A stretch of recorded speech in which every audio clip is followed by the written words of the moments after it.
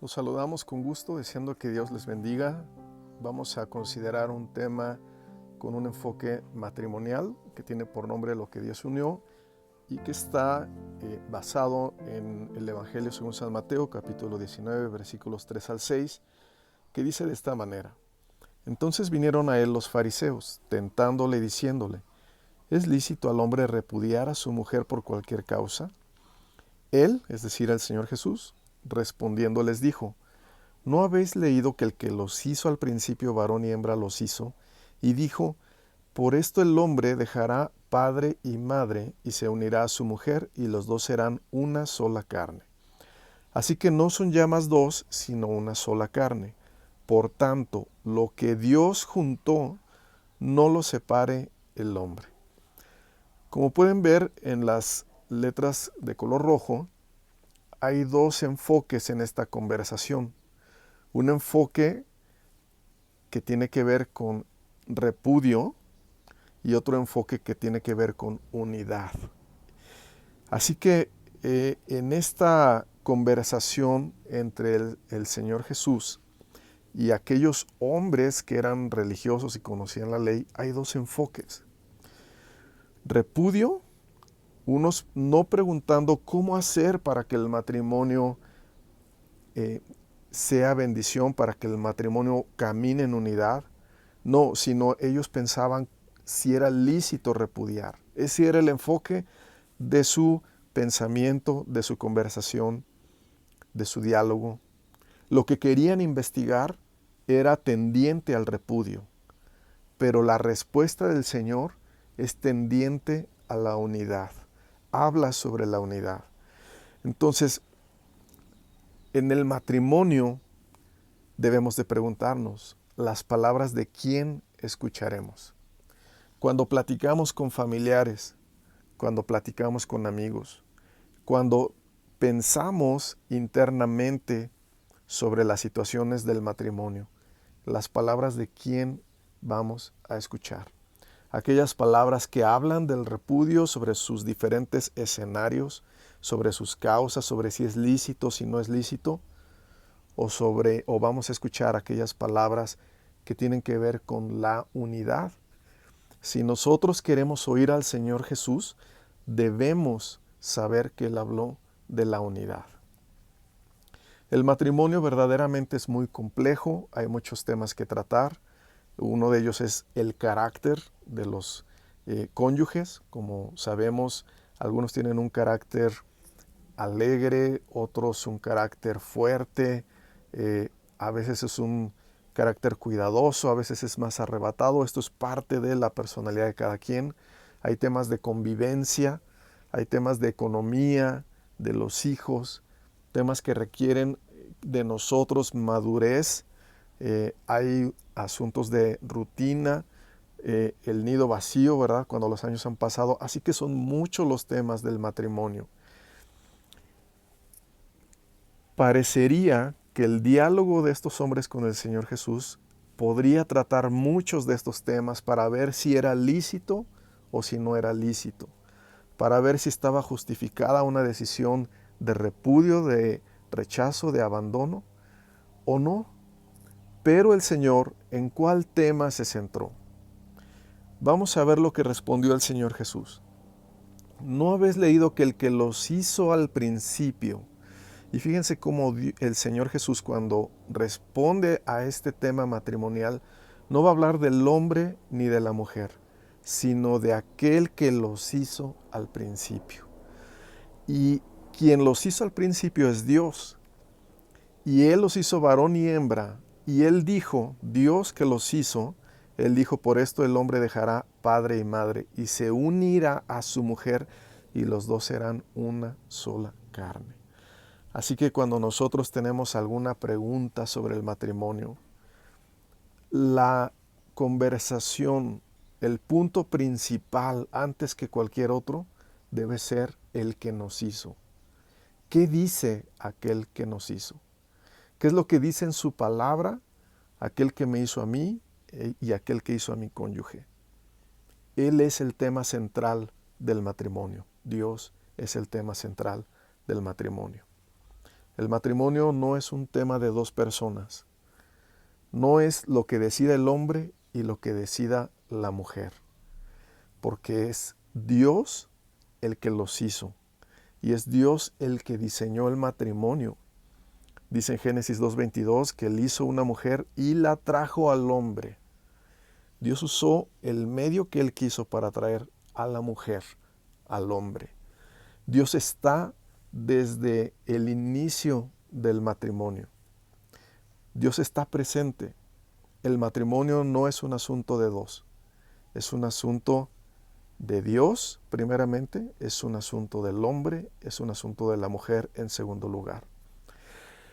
Es decir, Dios en primer lugar, el hombre y la mujer en segundo lugar. Dice en Eclesiastés 4:12, y si alguno prevaleciere contra uno, dos le resistirán, y cordón de tres dobleces no se rompe. Eclesiastés 4:12, este es un texto que frecuentemente se utiliza para explicar que en el matrimonio no hay dos partes, sino tres partes. En el libro del profeta Malaquías, Dios les reveló esto también. Él les dijo, porque Jehová ha atestiguado entre ti y la mujer de tu juventud, contra la cual has sido desleal, siendo ella tu compañera y la mujer de tu pacto. ¿Quién atestigua contra el hombre? Dios. Dios siempre está en el matrimonio, desde el principio y durante toda la vida posterior del hombre y la mujer. Dios siempre va a estar sancionando el matrimonio, bendiciendo el matrimonio, señalando cuando algo no está bien, pero dándonos gracia para remediar lo que estamos haciendo mal. Siempre en el matrimonio, nunca, voy a corregir la expresión, siempre está Dios presente y nunca debemos de pensar que es un asunto solamente de dos y que las decisiones son un asunto de dos personas. No, Dios está presente en todo momento. Esta es una gráfica que nos ayuda a entender la unidad matrimonial. Está el hombre y la mujer caminando uno hacia el otro porque se sienten atraídos, porque comienzan a convivir, después porque es ese amor el que los lleva a decidir casarse, pero no están ellos solos, está siempre Dios el que diseñó el matrimonio, Dios el que los creó está presente y Dios es el que hizo y estableció la unidad matrimonial. Por eso viene aquí una flecha hacia arriba hablando de la unidad. La unidad es de Dios, la unidad está en Dios y en Él es donde se debe de buscar la unidad. Siempre que nosotros queramos resolver problemas matrimoniales debemos ver a Dios, debemos escuchar su palabra. Si el hombre y la mujer caminan hacia ellos, encontrarán que esa unidad tiene límites y para que esa unidad siga estrechándose, tienen que subir, como se ve en este triángulo, o vamos a llamarle este pequeño monte, tienen que subir a ese monte para seguir avanzando en unidad. La unidad matrimonial no solo es horizontal entre el hombre y la mujer, la unidad matrimonial tiene que ser también, o primeramente debe ser hacia Dios, del hombre y de la mujer caminando hacia Dios. Miren, si el hombre y la mujer quisieran unirse sin Dios, esos lazos son débiles, porque ahí están los planes mutuos. Queremos poner un negocio, queremos viajar a tal lugar, queremos hacer esto. Esos son lazos humanos, pero tienen cierta debilidad. También está la economía. Tenemos un proyecto, están los placeres, pero hay también chantajes, celos, errores de carácter, formaciones diferentes simplemente. Son lazos que tienen debilidad. Es necesario, por lo tanto, que el hombre y la mujer, los dos, suban ese monte. Como dice el Salmo 24:3, ¿quién subirá al monte del Señor? Es una decisión personal, pero es una decisión matrimonial porque nos ayudamos mutuamente. Debemos de orar unos por otros para que el Señor nos permita cada vez estar más cerca de Él, subiendo a ese monte de comunión, porque en ese monte de comunión no solo hay unidad con Dios, sino hay unidad matrimonial. Hay grandes bendiciones de subir al monte de Dios. ¿Qué significa antes de continuar con esto? ¿Qué significa subir al monte de Dios? Significa rendirnos a su palabra por medio de la fe en Cristo Jesús. Rendirnos a lo que está escrito en su palabra. Creer en Jesucristo y por medio de Él acercarnos a Dios en oración. Pero no es una oración cualquiera, es una oración de rendición a lo que Dios quiere en su palabra. Hay oraciones que no son correctas y no es orar por orar, sino es orar como el Señor oró en el Getsemaní. No lo que yo quiero, sino lo que tú quieres. Es orar como oró el apóstol Pablo. Señor, ¿qué quieres que yo haga? Esa es la oración de rendición, esa es la oración que nos permite subir al monte de Dios. Y entonces para saber lo que Dios quiere, debo de ver el consejo bíblico, debo de conocer las escrituras o preguntar a alguien que me enseñe qué dice la escritura sobre algún asunto. Solo en esa rendición ante Dios, en esa fe en la palabra de Dios, es como podemos subir al monte de Dios. Ahí hay bendiciones. Por ejemplo, solo subiendo al monte de Dios encontramos el amor verdadero. Dice en la primera epístola del apóstol Juan, capítulo 4, versículo 8, el que no ama, no ha conocido a Dios, porque Dios es amor. Hay un amor básico, humano, ¿verdad? Que tiene que ver con la atracción, con el enamoramiento, con las ilusiones, pero el amor verdadero, el amor de la cruz, el amor de Dios, ese lo vamos a conocer solamente si subimos al monte de Dios. Ahí es cuando conocemos ese amor que habla la Biblia, que dice el amor es sufrido. El amor todo lo puede, todo lo cree, todo lo soporta. El amor no busca lo suyo. Así que ese amor que todo lo espera, que todo lo cree, que todo lo soporta, ese amor que logra que un alma perdida sea salvada, que es el amor de Dios, ese es el amor que podemos conocer solamente subiendo al monte de Dios, por medio de una rendición de nuestra voluntad a la voluntad de Dios, queriendo conocer lo que dice su palabra. Ese es el amor verdadero, que ese es un vínculo poderoso del matrimonio.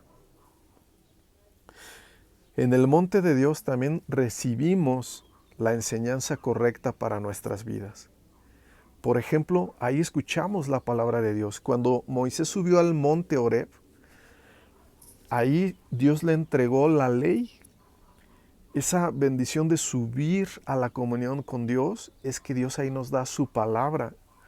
Cuando una persona está endurecida en su corazón, no puede recibir la palabra y la enseñanza correcta. No tiene el corazón para recibirla. Pero si una persona se rinde ante la palabra de Dios, tiene el corazón para recibir su enseñanza. Ahí encuentra enseñanzas prácticas. Por ejemplo, Éxodo 21:10, que dice, que es parte de la ley que Dios dio a Moisés, y dice, no disminuirá su alimento, ni su vestido, ni el deber conyugal. Hay, como muchos consejos que permanecen, que son bíblicos, que permanecen para siempre, para nuestra vida y para el matrimonio. ¿Cómo? Solo subiendo al monte de Dios es como tendremos esta enseñanza viva en nuestro corazón. Ahí seremos formados para el matrimonio. Ahí dejaremos consejos de padres, de abuelitos, de tíos, de amigos que no son de Dios. Tenemos que subir al monte. Ahí encontraremos lo que debemos hacer. ¿Qué más encontramos en el monte de Dios? Génesis 22:14 dice, en el monte de Jehová será provisto. En esa comunión con Dios, en esa rendición para conocer la palabra de Dios y para que ella me gobierne, ahí Dios nos provee todo, todo. Dice, este texto particularmente habla de que Dios proveyó al Cordero para el holocausto. Dios dio a Cristo como Cordero. Pero dice la Biblia que si Dios nos dio a su Hijo, ¿cómo no nos dará juntamente con Él todas las cosas? Ahí está la provisión de Dios, completa. Dios provee en mí, a mi corazón, aún dice la Biblia, el querer como el hacer. Aún si yo no quiero hacer algo, si yo no quiero tratar de cierta manera a mi cónyuge, en el monte de Dios será provisto. Y Dios me dará el querer como el hacer, por su buena voluntad. Dios también provee lo necesario materialmente. Dios provee también ahí un carácter, un corazón, provee sabiduría para que nosotros podamos vivir. Esta es otra bendición que nos guía a la unidad y que está en el monte de Dios. También, para subir al monte de Dios, es necesario dejar el egoísmo. El egoísmo no puede subir al monte de Dios. El Señor Jesús dijo, si alguno quiere venir en pos de mí, niéguese a sí mismo y tome su cruz y sígame. Yo no puedo decir que tengo comunión con Dios si no quiero hacer lo que Él dice en su palabra. Es mentira cuando alguien dice, ahora me siento en más comunión con Dios. Ahora siento que si yo estoy desobedeciendo la palabra de Dios, todo lo demás es emocionalismo religioso. Solamente negándonos a nosotros mismos, negándonos a lo que queremos pero que está en contra de la voluntad de Dios, solamente así podemos acercarnos a Él. Así como el Señor dijo, si alguno quiere venir en pos de mí, es decir, si alguno es verdaderamente cristiano, niéguese a sí mismo y tome su cruz y sígame. En el monte de Dios también recibimos capacidad de arrepentimiento. Dice la Biblia, pero por tu dureza y por tu corazón no arrepentido, atesoras para ti mismo ira para el día de la ira y de la revelación del justo juicio de Dios. Esta palabra dureza es la que el Señor habló cuando alguien se mantiene en el repudio por causas injustificadas. La Biblia no da muchas causas. Dice la Biblia, pero por tu dureza y por tu corazón no arrepentido, es decir, que no se ha rendido a la palabra de Dios, atesoras para ti mismo ira para el día de la ira y de la revelación del justo juicio de Dios. Cuando nosotros nos rendimos al Señor, esa dureza deja de ser. Cuando Dios por su gracia nos concede arrepentimiento y fe, y nosotros recibimos ese don, entonces podemos subir al monte de Dios y muchas de las cosas de nuestro carácter, de nuestras palabras hirientes, que afectaron o que han afectado nuestro matrimonio, dejarán de estar en nosotros a causa de ese arrepentimiento. Qué importante es que subamos al monte de Dios. Ahí verdaderamente Dios quita de nosotros lo carnal, lo terrenal, lo que lastima al cónyuge. Qué importante es que busquemos subir al monte de Dios. Ahí en el monte de Dios está la verdad que trae confianza. Dice en Proverbios 16:6, muchos hombres proclaman cada uno su propia bondad, pero hombre de verdad, ¿quién lo hallará? Es a veces normal que cuando tenemos algún conflicto matrimonial, pero también en otros tipos de conflictos, hablemos nuestra propia bondad y digamos, yo hice bien, yo soy víctima. Pero ¿es esto verdad? Solo rindiéndonos, solo conociendo a Cristo, podremos ser hombres de verdad. Dice la palabra de Dios, sea Dios veraz y todo hombre mentiroso. En nosotros hay mentira, en Dios hay verdad. Solo subiendo al monte de Dios es como comenzaremos a vivir verdaderamente delante de Dios. En el monte de Dios vemos la obra de Cristo y no la nuestra. Dice Efesios 2:8, porque por gracia sois salvos, por medio de la fe, y esto no de vosotros, pues es don de Dios. Es difícil cuando en el matrimonio creemos que somos buenos porque nuestro egoísmo es muy alto. No somos buenos. Quizá el primer testigo que puede decir que no somos buenos es nuestro cónyuge. Por eso al subir al monte no podemos subir confiando en nuestras justicias, sino reconociendo que aún nuestras mejores obras son trapos de inmundicia delante de Dios. Entonces reconocemos que solo por gracia caminaremos, solo por fe, solo por la obra de Cristo seremos renovados. No hay nada bueno en nosotros, ni en el hombre ni en la mujer. Tenemos que dejar que sea la gracia de Dios la que nos transforme, la que quite lo terrenal en nosotros, la que nos haga verdaderamente virtuosos y verdaderos.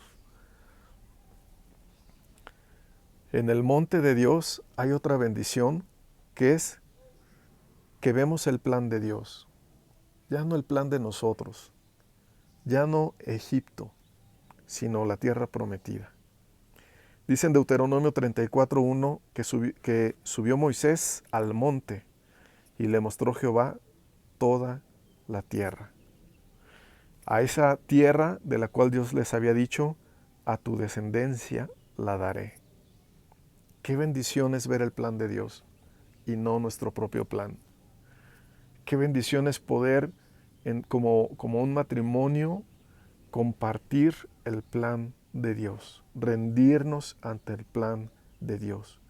Este plan Dios a veces lo pone en el hombre, a veces en la mujer, y poco a poco en los dos comienza a estar. Por ejemplo, cuando Sara le dice a Abraham que despida al hijo de Agar, porque él no va a heredar, y Dios convence a Abraham y le dice, es correcto lo que ha dicho Sara, tu esposa. Pero ¿cómo? Y Dios le revela ahí el plan de Dios, porque no te va a heredar él, sino ese niño, sino te va a heredar un hijo tuyo y de Sara. Entonces, qué importante es que nosotros podamos estar en el monte de Dios, porque ahí Dios nos da sus planes y nos permite entender hacia dónde debemos caminar en unidad. Recordemos, vamos a recordar que el pueblo de Israel pensaba mucho en Egipto, en la carne de Egipto, las cebollas de Egipto. Esos más o menos así son nuestros planes terrenales. Pero Dios le mostró a Moisés en el monte la tierra prometida. Es importante que subamos al monte de la comunión con Dios para que Dios nos dé ahí su voluntad. Vamos a terminar. Lo que Dios unió. No es el hombre el que se une solito, ni la mujer. No son sus virtudes los que los mantienen unidos. Es Dios, lo que Dios unió. En el griego esta palabra unir, siseuchnimi, habla de unidad de propósito. Dios es el que nos da unidad de propósito para caminar juntos. Pero también este término habla de unidad de identidad. Cuando nosotros nos casamos, somos una entidad delante de Dios. Y Dios quiere que esa entidad, esa unidad de identidad, permee en todo lo que somos. Dice la Biblia en Génesis 5, versículo 2, y llamó el nombre de ellos Adán. Una sola familia, una sola entidad. Así es la unidad que Dios ha hecho para el hombre y la mujer. Por lo tanto, vamos a culminar leyendo este versículo que dice, pero en el Señor ni el varón es sin la mujer, ni la mujer sin el varón. Dios nos ha hecho uno y Él quiere que comprendamos que solo en Él encontraremos la unidad.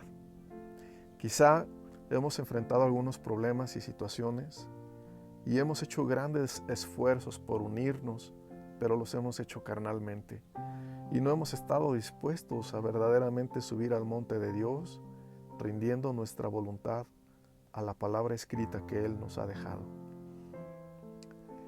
Y solo si nosotros decidimos rendirnos verdaderamente a su voluntad, Él va a proveer todas las cosas. Y Él nos va a mostrar que la unidad la da Él. Y esto quizá es señal para que veamos que no estamos tan cerca de Dios como a veces pensamos. Por eso hoy vamos a orar y vamos a pedirle al Señor que nos dé la gracia de subir al monte, que nos dé la gracia para poder arrepentirnos, aún ser quebrantados, reconociendo que no somos lo que a veces pensamos, pero que al mismo tiempo podamos recibir por gracia de Cristo Jesús el perdón de pecados y la bendición de comenzar a caminar hacia Dios, hacia Cristo, para que así podamos ayudarnos unos a otros, terminando el plan y el propósito que Él diseñó para nuestro matrimonio.